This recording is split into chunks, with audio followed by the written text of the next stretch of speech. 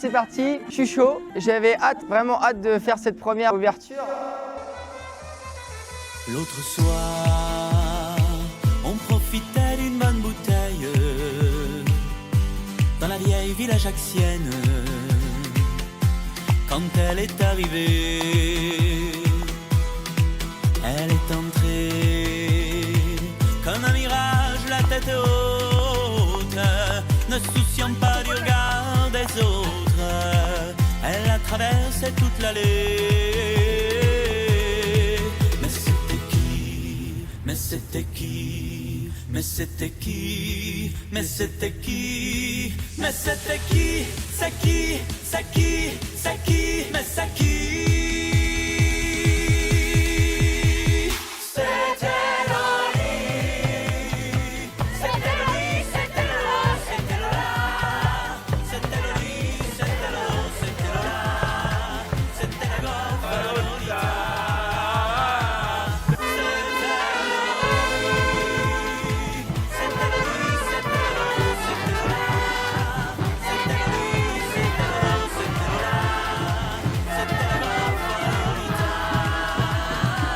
Les Bandas et le Gruppetto, c'est un groupe qui vient pour la 5e fois à Curzon. Aujourd'hui, leur meilleure date, c'est à Curzon parce que les gens raffolent de cette ambiance un peu sud-ouest.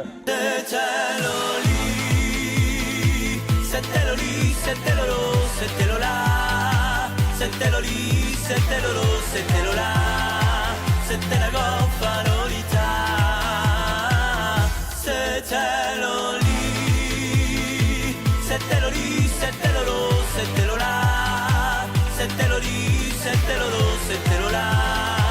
C'était la Goffa Lolita. 1 week later. Imagine, imagine, imagine, imagine.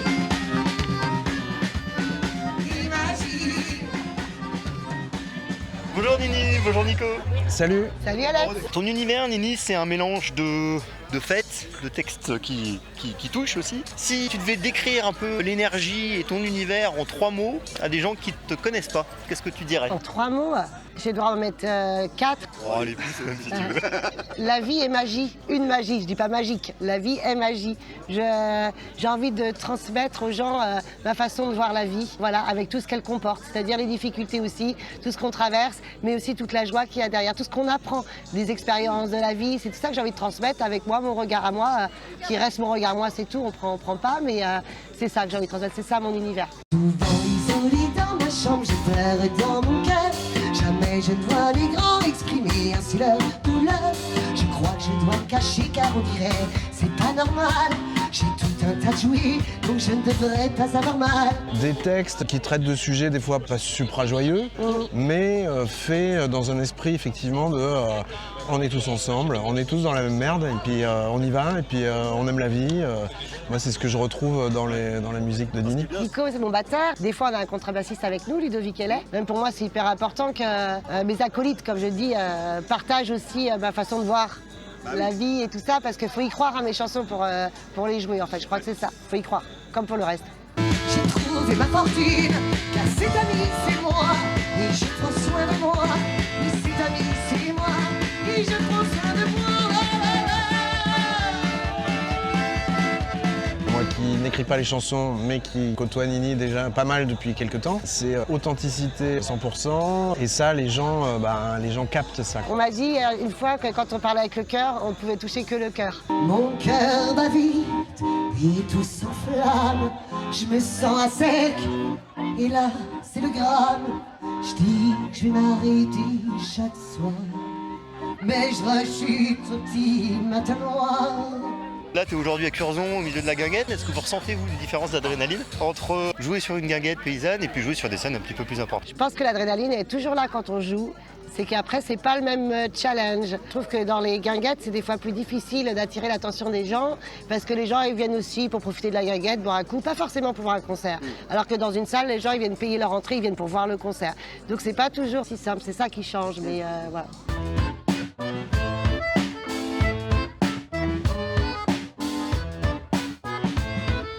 le fait aussi que dans ce genre d'endroit, les gens, on les voit. Et c'est pas forcément plus simple de jouer dans ces conditions-là que dans des salles où on va jouer des fois devant pas mal de monde. On a fait ça récemment en première partie de La Requête à nous. Et dans une salle, il y avait quoi, 1800 personnes. Et tu vois les premiers rangs. Et puis derrière, tu vois des têtes, mais tu sais pas trop, ils sont à moitié dans le noir. Donc c'est plus anonyme. Donc finalement, c'est... Là, c'est plus intimiste. Voilà. Et cette intimité-là, finalement, elle peut générer autant de tracks, voire plus des fois, que des grosses salles. Clairement. Il y a des gens qui courent partout, et des gens qui courent après le sou pour des cœurs sous plastique à bon marché, en promotion dans les supermarchés. T'as régulièrement, si ce n'est quasi tout le temps, ton accordéon. Oui. Est-ce que tu as une histoire particulière avec cet instrument? Je suis pas une rockstar, tout est dit dedans, parce que c'est au-delà d'être le titre de l'album, c'est le titre d'une chanson. Et c'est une chanson que j'ai dédiée à mon grand-père. Et c'est grâce à lui que je fais de la musique et qu'il m'a payé tous mes cours de musique. Et lui était accordéoniste, voilà. Enfin, il a toujours joué de l'accordéon. Son père, c'est très exceptionnel pour l'époque, pour la génération, voulait lui offrir des cours. Il a refusé. Et il l'a regretté après. Il a dit, moi quand j'aurai des petits-enfants, je leur payerai des cours de musique du coup pour pas faire la même connerie que moi. Et donc voilà, c'est pour ça, l'histoire à l'accordéon, c'est toute mon enfance. Moi, mon pépé, j'étais tous les week-ends avec lui, tous les week-ends. Il sortait son accordéon et il chantait, ouais. En tout cas, je vais avoir besoin de tous ceux-là qui sont devant. Vous êtes la lumière. Ouais, c'est ça. Alors, est-ce que vous aimez l'accordéon, messieurs, dames? Ouais. Et merde. Après, j'ai recruté Nico qui adore l'accordéon. Moi, j'ai découvert l'accordéon de près. Ça a ouvert mes chakras. Vous allez faire des festivals ou pas cette année? Ouais, Ouais. quelques-uns, ouais. Sur ces festivals, justement, qu'est-ce que vous avez hâte de partager avec le public? Vous avez une idée pour partager un peu différemment? Je sais pas forcément, parce que de toute façon, on fait ce qu'on sait faire. Enfin, de toute façon, moi, surtout, comme du coup, c'est mes chansons. Après, souvent, en festival, on fait pas notre concert complet, parce qu'il y a d'autres groupes. Et là, du coup, ça va être dans le choix des chansons du set qu'on va faire, qui va être sur un temps vraiment plus court. Là, sur le festival, on va choisir les chansons vraiment plus festives. Les chansons un peu plus profondes, on va pas les jouer, par exemple, au festival. Si ça peut répondre à ta question, je dirais ça. Hein? Ouais, festival, festive, ça marche. Ouais.